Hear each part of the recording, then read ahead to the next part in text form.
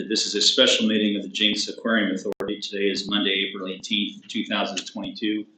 It's 5 p.m. Sorry for the late start. My name is Corey Box. I'll be the chair of tonight's meeting, and we will get started with the roll call from Mr. Macy. Murray. Here. Rowe. Here. OJ. Bonds. Here. Montgomery. Here. Caitlin. Here. J-Box. Here. Thank you, sir. Item number 1, official action will be taken. Consideration and appropriate action relating to a request for approval of tonight's consent agenda. Is there a motion to approve item 1 of the consent agenda? Mr. Chair, I would like to pull item B. Okay, we have a request to pull item B from the consent agenda. Is there a motion to approve the consent agenda with the exception of item B? Second. Okay, we have a motion and a second to approve the consent agenda with the exception of item B. Let's vote, please.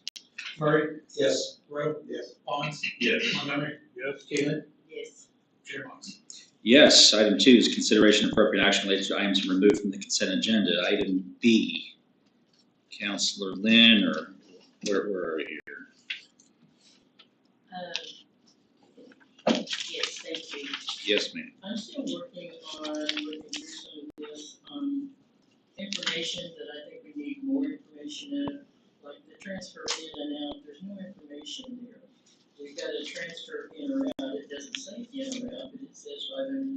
Then it has transferred of other funds, $30,000 in parentheses, which I'm going to assume is transfer out. But I don't have any information. Just because it's in the budget doesn't tell us anything. What I'm trying to find out, what did we pay for $30,000? Where did the $30,000 go? Understood. Referring to the financial statements. I'm just looking at what was in our packet. Do you have that? I gave my packet to Keith. Actually, Page 30.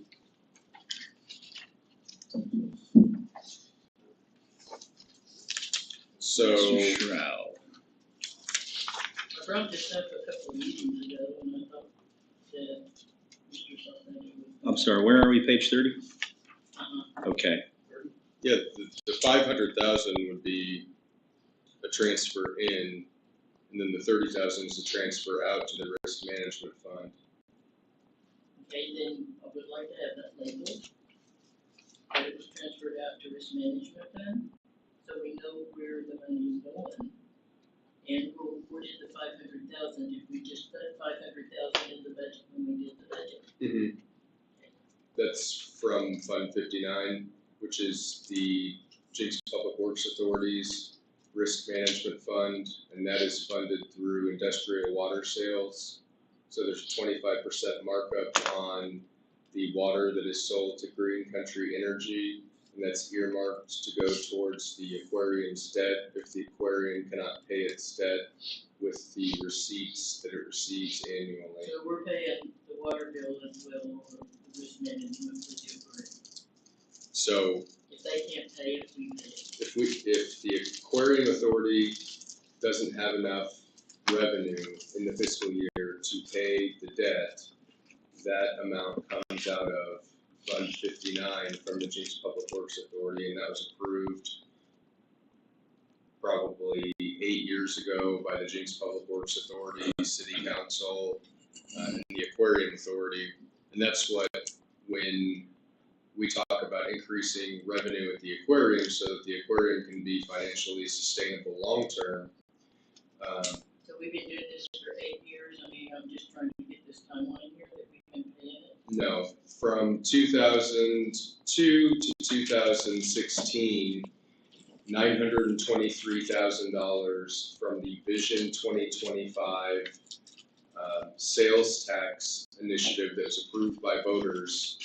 $923,000 that was collected went straight to the aquarium for debt payments. In 2016, that expired, and so when management at the time in 2013 or 2014 saw on the horizon that this sales tax money was going to cease in 2016, they allocated the 25% markup on the industrial water sales to Green Country Energy, specifically for the debt at the aquarium. And then starting in 2017, management, at the direction of council, sought to increase the revenue of the aquarium so that there wouldn't need to be a transfer to cover the debt.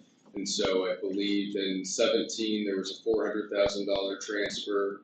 In 18 there was a $320,000 transfer. In 19 there was a $75,000 or $80,000 transfer. So we were almost to no transfer. And then in 2020 with COVID, I believe the transfer was $500,000.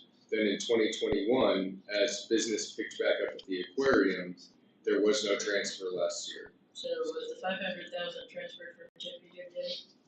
In 2020 it was, On this? but for this year it's not. So the first, when you look at page 30, the first column is actual expenditures.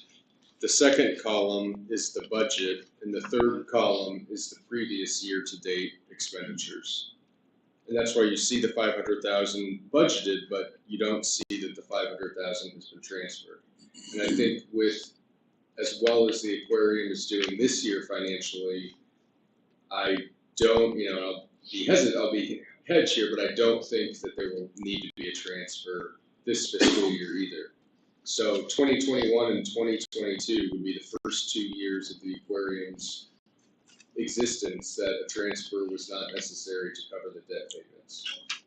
Okay, then I have another question. I flipped it over. I went to the back first, so I should have went to 29. I see here that we have a hotel rent that was approved in 21-22 budget for $60,000 to the Holiday Inn.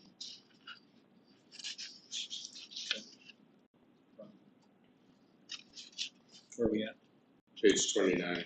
Yeah, 29. Is it- Are you looking at the Holiday Inn rent being the 45,000 budgeted?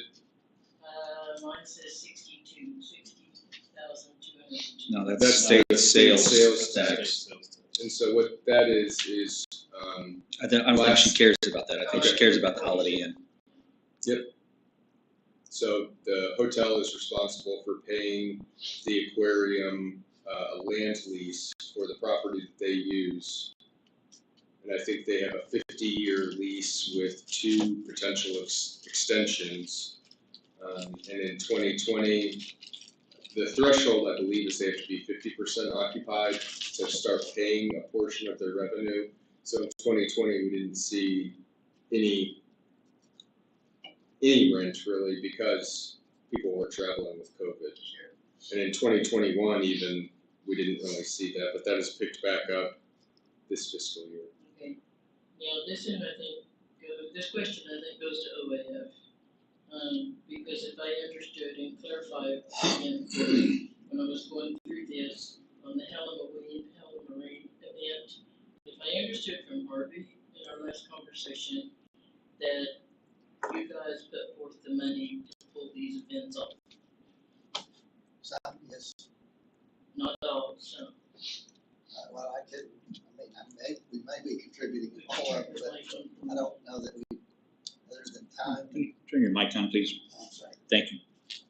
I don't know whether than time like the aquarium run, I'm not sure we put a lot of money in it.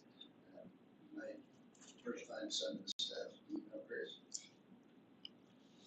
On something like the aquarium run or Hallow Marine, the OAF get sponsors for the event, but the expenditures for most of the items are paid for by the JAA. When the revenue comes in, that's ultimately JAA revenue.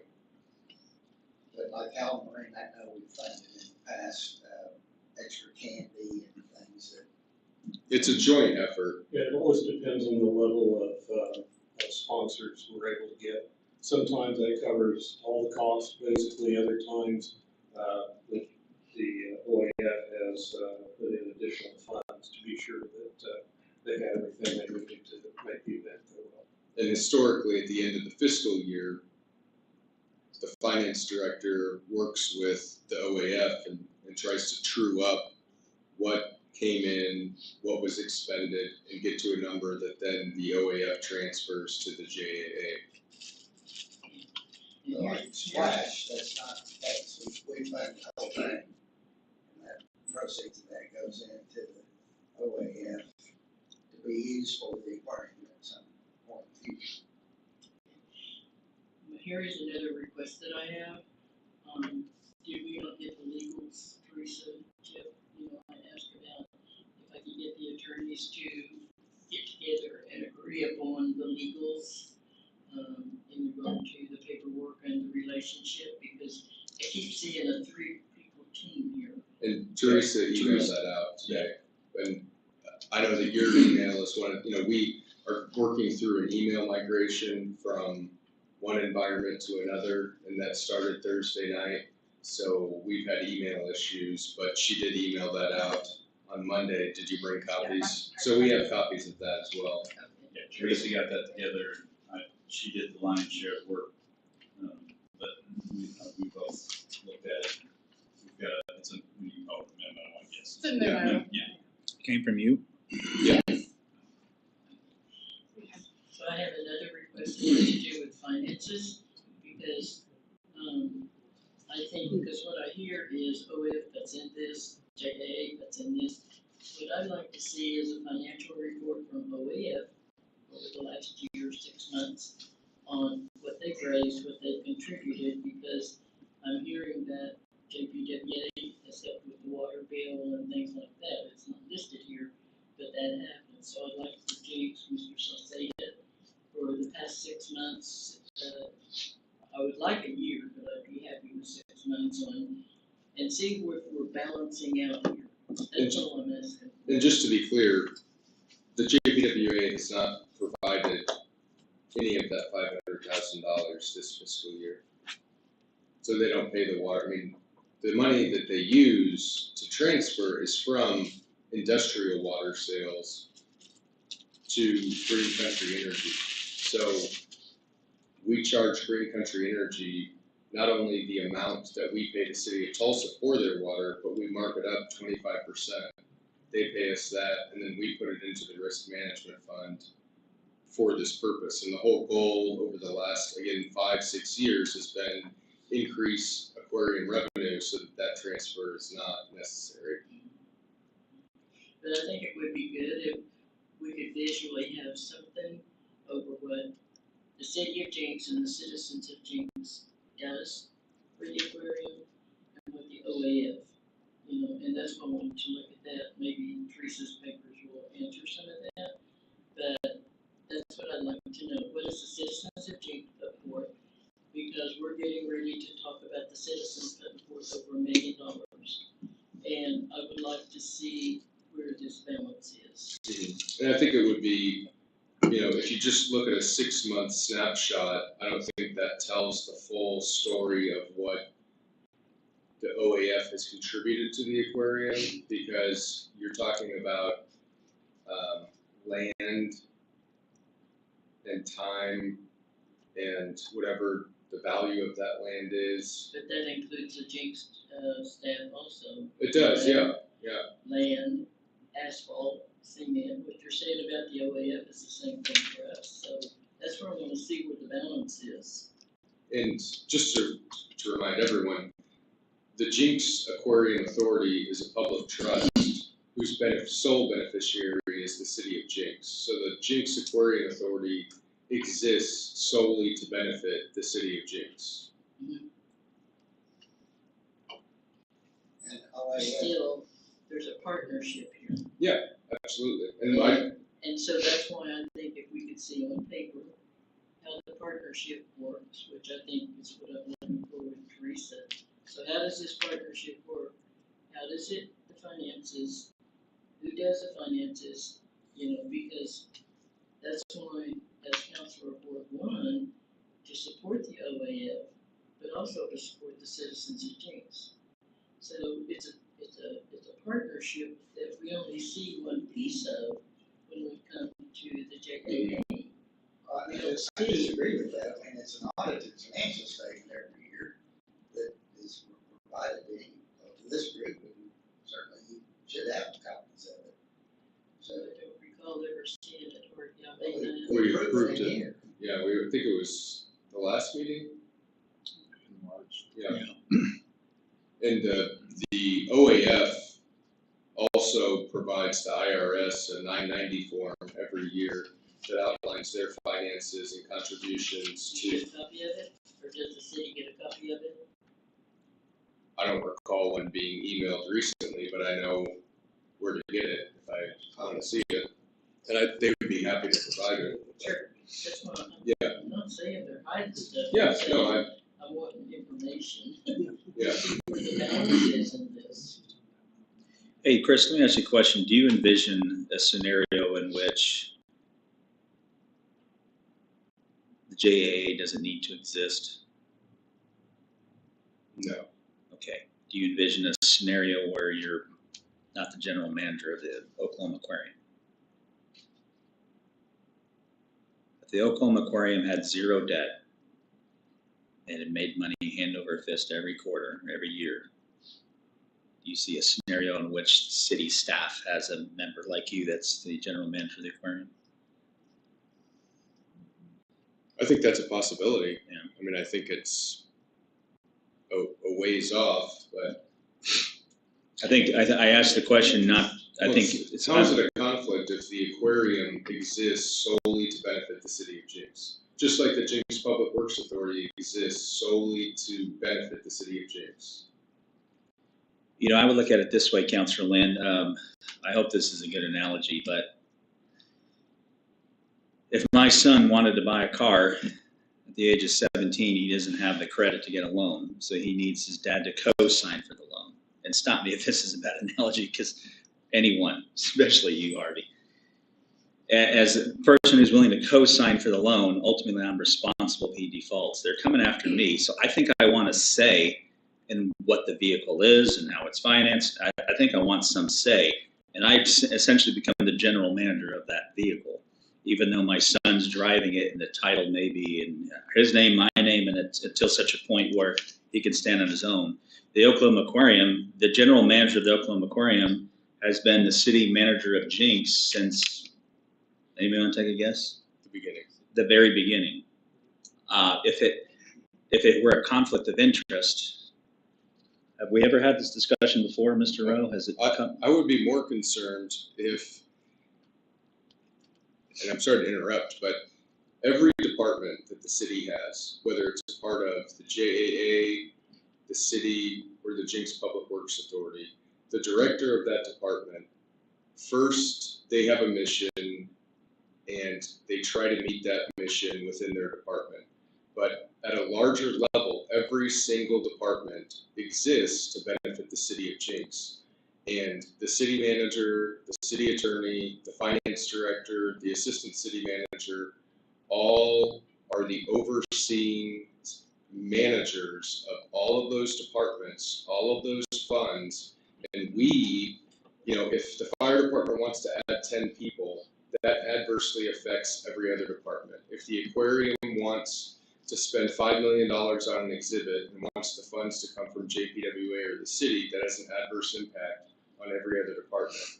And it's the responsibility of the city manager and the general manager and the city attorney, the authority attorney, the city finance director, the authority finance director to look at everything. So we're responsible, and so is this body to an extent, of what is in the best interest of the aquarium, but more important than that, what is in the best interest of the city of Jinx. And so I don't see if the foundation's sole purpose of existence is to support the aquarium, and the aquarium's sole purpose of existence is to benefit the city of Jinx, then the interest is the same if I'm the city manager and the general manager.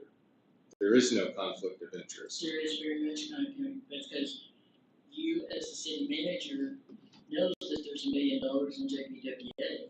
Anybody can know that. I mean, you can look And that you up. finish, but if you were somebody else that was general manager of the aquarium, you wouldn't know that. Well, I hope So that we would there hire is- someone smart enough that can figure that out. There comes the negotiations of how, what, when, and where. And so that's what I'm doing. I don't think that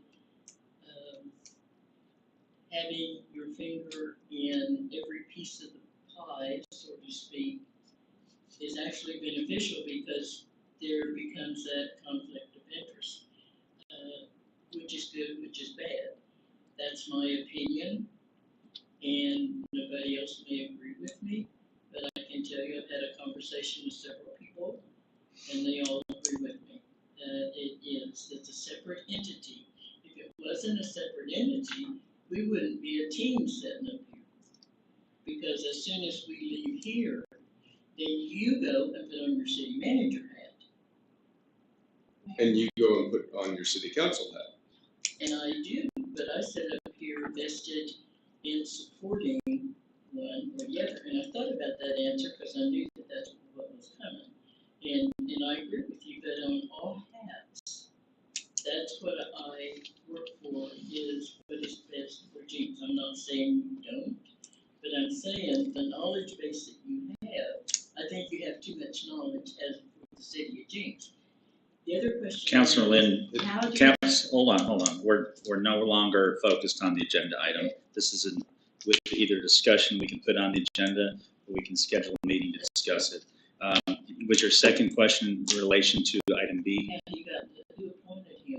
Because you can't unilaterally appoint yourself to something. Okay, so the second question is not related to the agenda?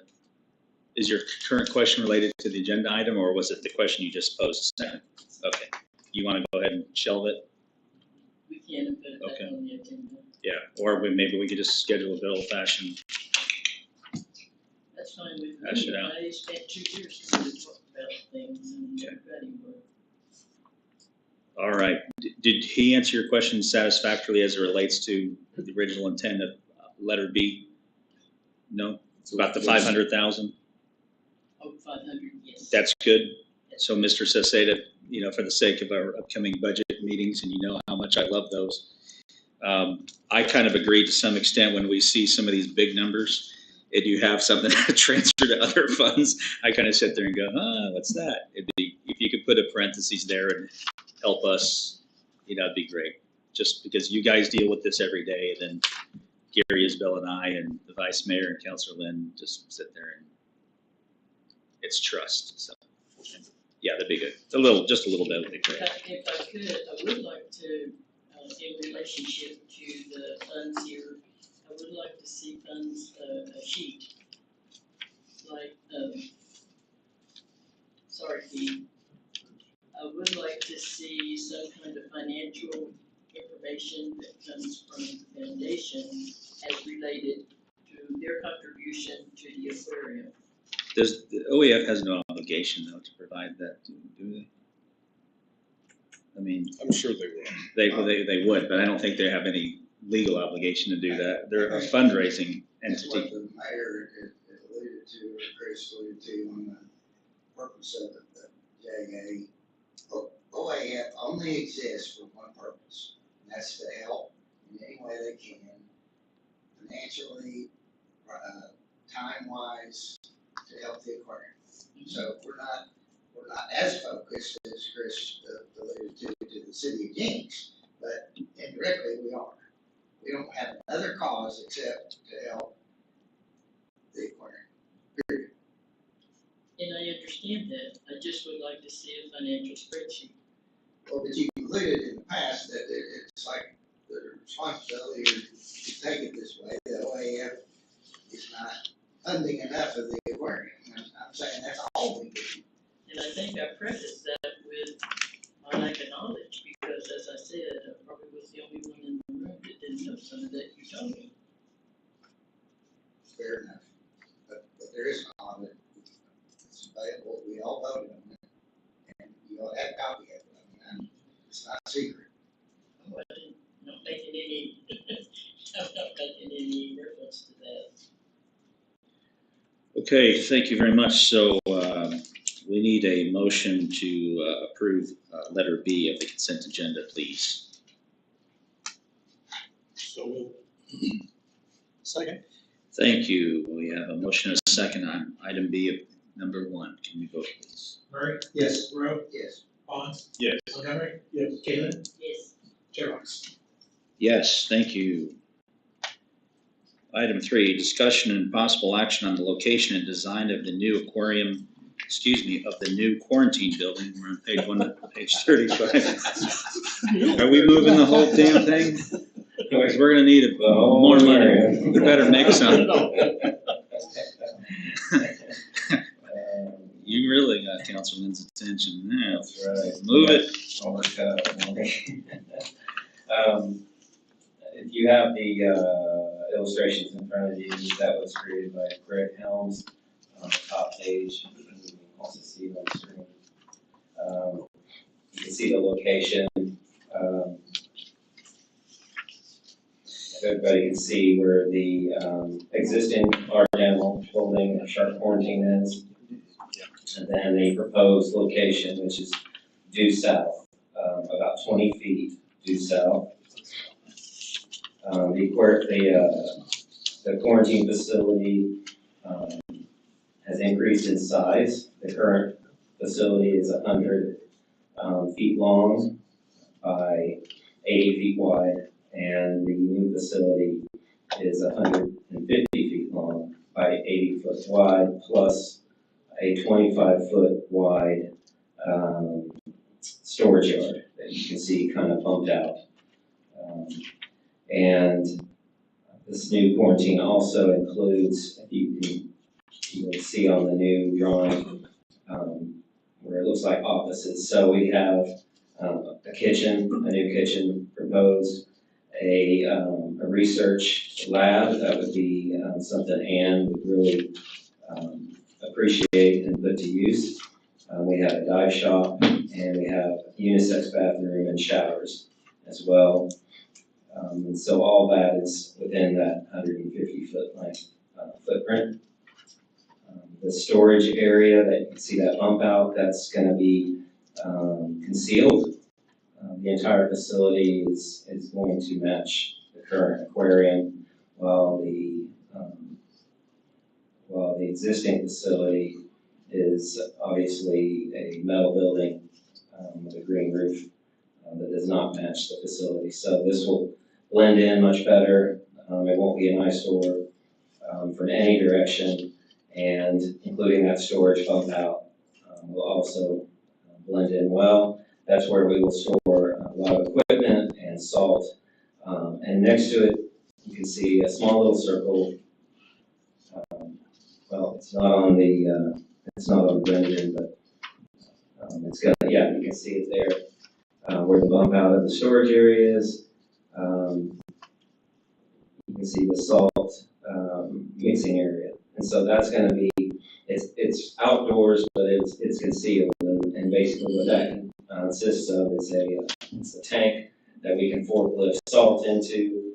Being outdoors, one of the problems that we had in the existing quarantine is, number one, it was ungainly to try to put salt in our water mixing tank, because we had to do that with ladders. It's a 12-foot tall tank, one little bag at a time, and then of course that dust goes everywhere and that salt dust contributes to corrosion. So this will be safer, quicker, and a lot less damaging to the facility.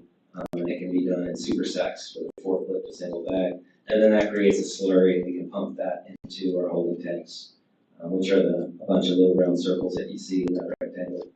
The floor plan that you see as far as the tanks, those are just placeholders. That isn't the floor plan yet. But the building and the storage area, the salt mixing, and those rooms, that is what is being proposed as far as the design. Once that is accepted and approved, that's when the aquarium team will go in and do a SketchUp model of the interior, showing the tanks and how it will look. The center tank there, the dumbbell tank, and I'm sure everybody's been to the current Shark Quarantine.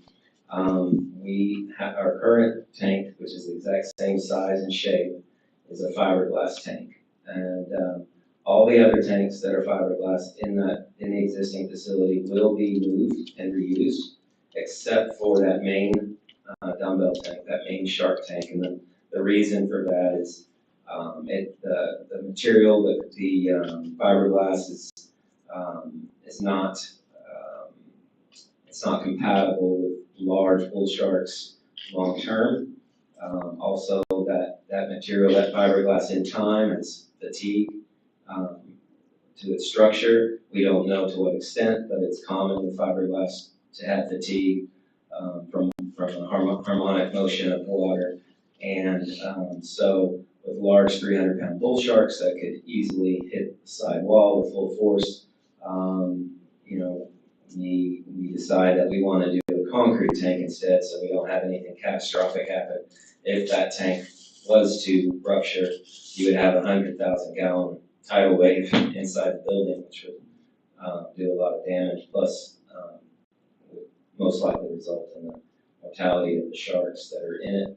So part of the construction, the reason I'm going full circle on this, part of the construction of the new facility, I should say, part of the initial construction, it includes that concrete tank.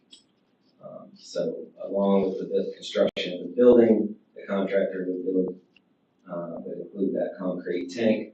The aquarium staff would then go in and do the waterproofing, as well as install large acrylic windows.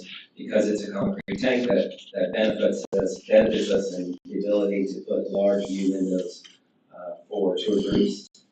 The floor plan will be designed in a way that is a lot more accommodating for tour groups, and which is one of the reasons why the building is stretched to allow for that room.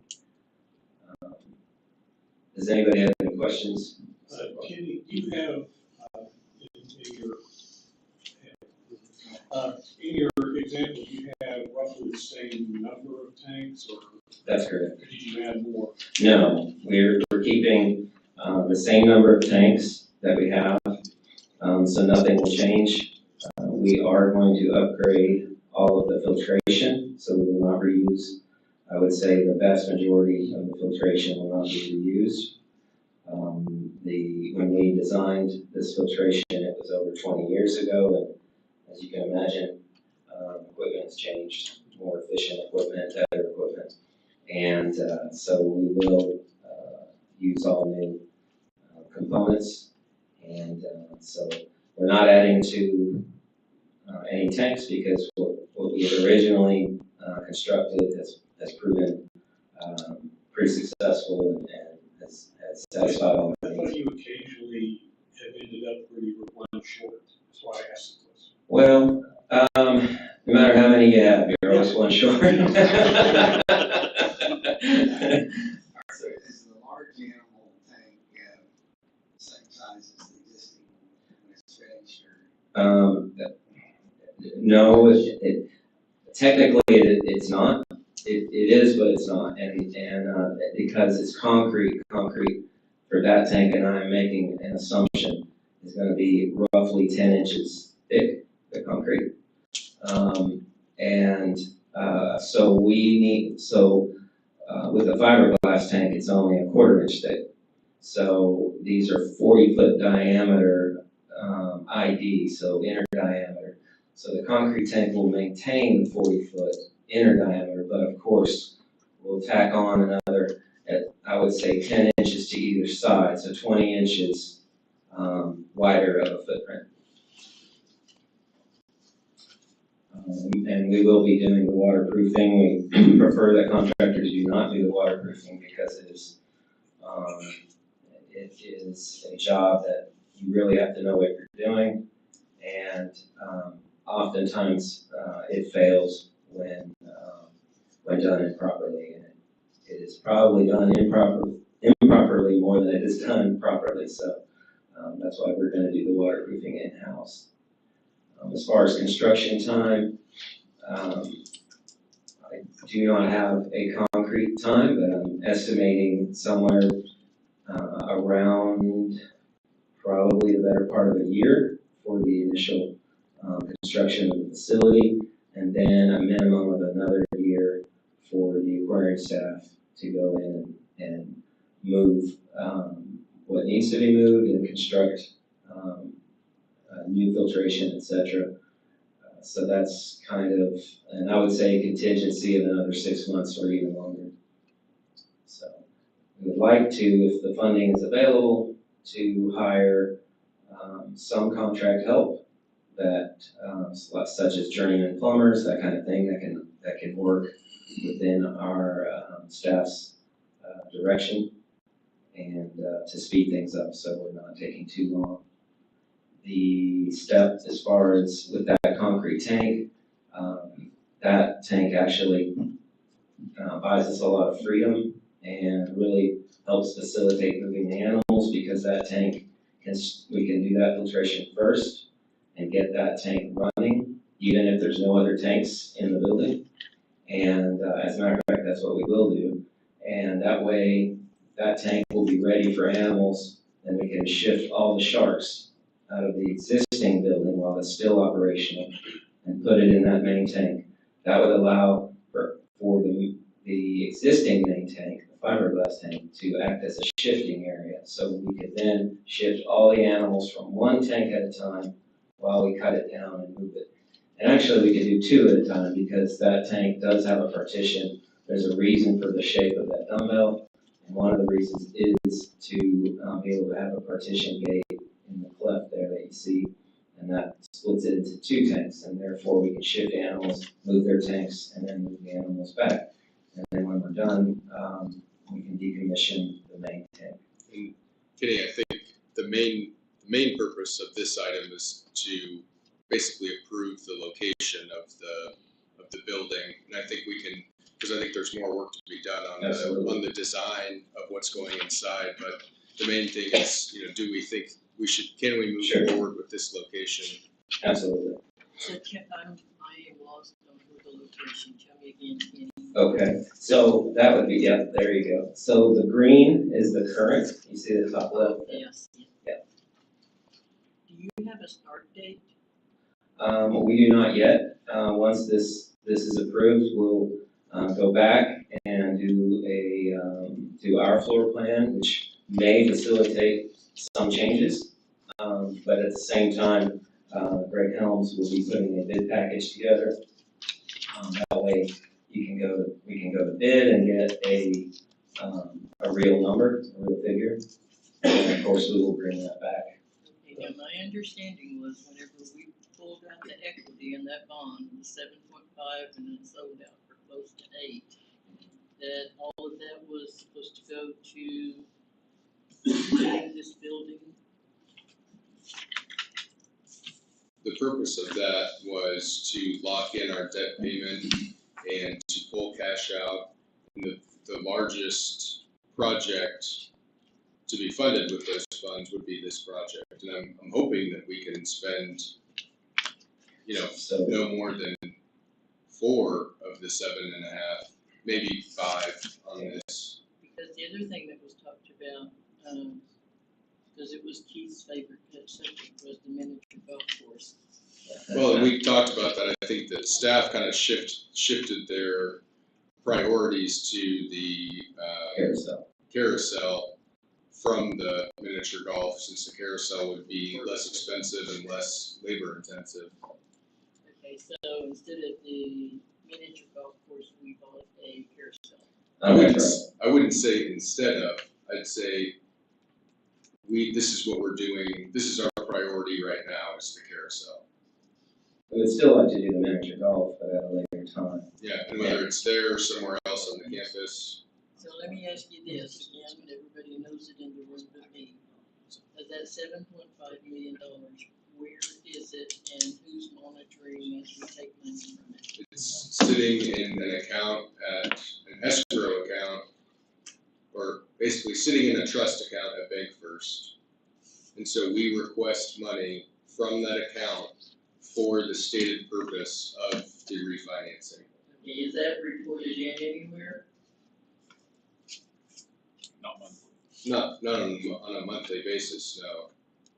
I mean, is that something that shouldn't go in the funding so we know where we stand on 7.5 million? Well, I'm just curious. yeah, and I believe the 7.5 million is still there. Yeah, Yeah, we haven't touched that money. So for Greg Helms invoices to design the shark quarantine building. So the only time the funds are drawn down is when we get an invoice for professional services. Correct. Okay. And we listed out the purpose of those funds in the refinancing, so it's listed out and, we're not just spending the money on operations, it's on these capital projects that we discussed. If I remember, I hate to say Greg's name, but this is where, we have to list out what we're gonna use that money for. Capital projects, So how did we have the carousel in that list? although it would be a capital project, but we did not use that money to fund the carousel. Quarterly fund balance. Keith's Yeah. backyard. We used the existing fund balance. We haven't spent any money on large capital projects. And we're not asking, Set that half. and at this meeting with this agenda item, we're not asking to spend any money, we're asking, could we approve the location of the building? Location and then. overall Potential design. Yeah, the concept, and I didn't add, but the building is approximately 25 feet tall. Just as a question, I take it when you do that, you build up a little bit. It will be at least on grade with the rest of the Okay, facility. That's Oh, absolutely, at least on grade. One of the things we are doing as well is, the transformer that is in the grass that is currently there, we are going to move it and we are going to raise it up as well, higher, much higher than it is current. Okay, gentlemen, we are running short on time, so we are on item 3, which is the possible action on do we agree with the location, the potential design of this new holding facility? So let's hear a motion if we all are in agreement. So moved. Second. Thank you. We have a motion second on item 3. Let's vote, please. Murray, Yes. Rowe, Yes. Bonds, Yes. Montgomery, Yes. Caitlin, Yes. Jerox. Yes, item 4 is potential executive session for purposes of conferring on matters pertaining to economic development, including the transfer of property or the creation of a proposal to entice a business to locate within the city of Jeans. We are discussing Riverfront Tourist Commercial District Aquarium Campus. Can we have a vote, please, to enter executive session? Motion to approve. Go into executive session. Second. We have a motion and a second. Let's vote, please. Murray, Yes. Rowe, Yes. Montgomery, Yes. Bonds, Yes. Caitlin, Yes. Jerox. Yes, when we get in there, let's go quickly, please. Thank you.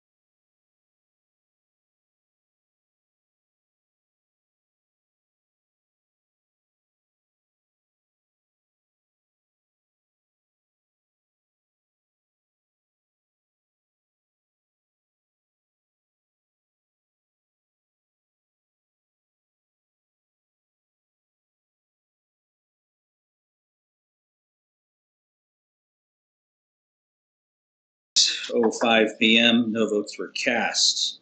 We are moving on to item number 5, which is recommending the Jenks City Council award a contract for the Oklahoma Aquarium Parking Lot Expansion Construction Project.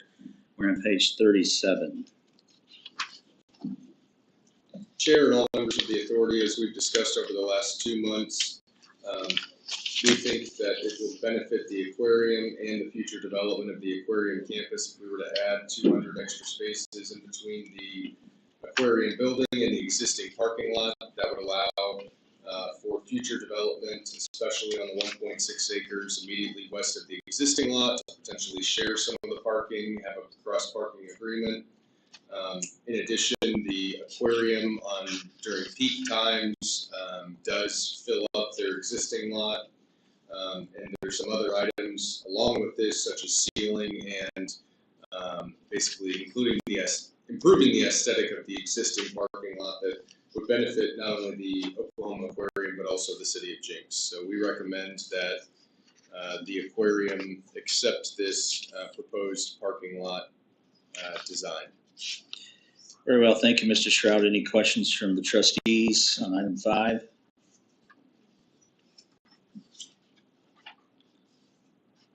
Take that as a no. If we don't have any questions, well, we can entertain a motion on item 5. If there is one. Move to approve. Second. We have a proper motion and second for item 5. Let's vote, please. Murray? Yes. Rowe? Yes. Bonds? Yes. Montgomery? Yes. Caven? Yes. Chair Box? Yes, staff report. You have it in your packet.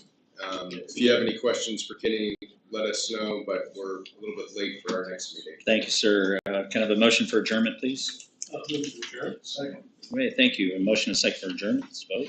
Murray? Yes. Rowe? Yes. Bonds? Yes. Montgomery? Yes. Caven? Yes. Chair Box? Yes, thank you. We're adjourned at 8